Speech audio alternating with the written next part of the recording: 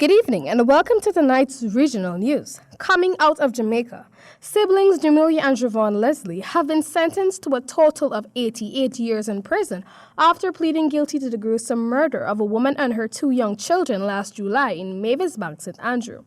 The siblings were sentenced on May 31 to 36 years for the murders of Kashif Jackson, 21 years for the murder of Jackson's 2-year-old child, Avery Williams, 21 years for the murder of 7-day-old Iranza Williams, and 10 years for arson. At the sentencing hearing, Justice Lorna Shelley Williams remarked that this was one of the worst cases she has seen. The Office of the Director of Public Prosecutions, ODPP, said in a news release.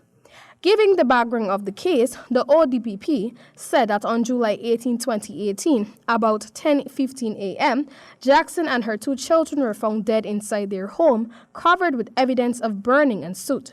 There was no sign of forced entry. The post-mortem examination revealed that the deceased received several stab wounds to the face, chest, abdomen, arms, and neck. However, the cause of death was stab wounds inflicted to the neck and smoke inhalation. The cause of the death for the deceased two children was determined to be smoke inhalation, the state prosecutor said. At the time of the murders, Jamelia Leslie was a 27-year-old quality control inspector and mother to a 4-year-old child. Jackson was a 29-year-old mother of 4. The two children who died and the now convicted woman's child shared the same father, Arnell Williams. And now in Trinidad, 4 men are due to appear before a Port of Spain magistrate court today after being charged with the kidnapping of a 19-year-old victim. Joshua Robles, 28, of Diego Martin, the Carrier Timothy, 26, of Santa Cruz, along with William David, 20, of Messiah Wilfama, 18, both of San Juan, were jointly charged with the kidnapping for ransom. On May 12, the victim was with relatives at a house along Dunhigh Trace, Tunapuna, when he was forcibly taken and placed in a gold-colored SUV by his abductors, who took him to an unknown location. The victim was released the following day. A joint investigation was launched into the matter by officers of the Tunapuna Criminal Investigations Department and the Anti-Kidnapping Unit, which resulted in the arrest of 4 suspects along Upper Cemetery Street, Diego Martin, on Thursday, 30th of May 2019. The charges were laid by P.C. Smith of Tunapuna CID. We turn now to Jamaica. A woman, 7 months pregnant, who was reportedly attacked on the roadway and beaten by the father of her child to the point where she urinated on herself, is requesting $1 million in compensation. The unemployed 23-year-old woman was reportedly assaulted when she went to collect money from the accused Jaden Baker, 30, a businessman of Moortown Park in Kingston, 10. According to the police, on May 6, about 3:30 p.m., the complainant, following a phone conversation with Baker, went to visit him to collect money.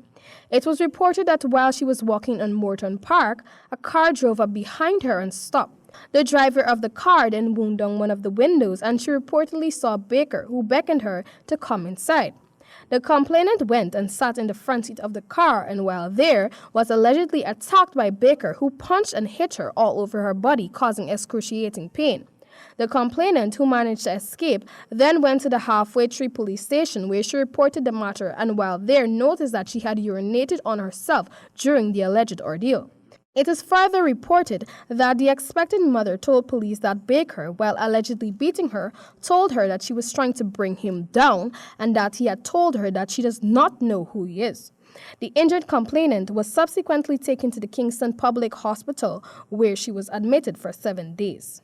And finally, in Haiti, at least 4 people have died and several others missing after heavy torrential rains caused widespread flooding in Haiti over the last 4 days, the Directorate of Civil Protection has reported. It said that the rains had caused floods and significant damage, mainly in the west of the French-speaking Caribbean Community country. According to the agency, preliminary reports indicated that 2 people were killed in Cité Soleil, 1 person died in Carrefour, while 3 others were injured and 3 others missing, while in Carabet, 1 person died and another is reported missing. The authorities said that cattle had also been washed away inside Soleil, while the town hall of Carrefour is reporting that at least 17 houses suffered similar fates. Several roads and bridges were also reported to be damaged.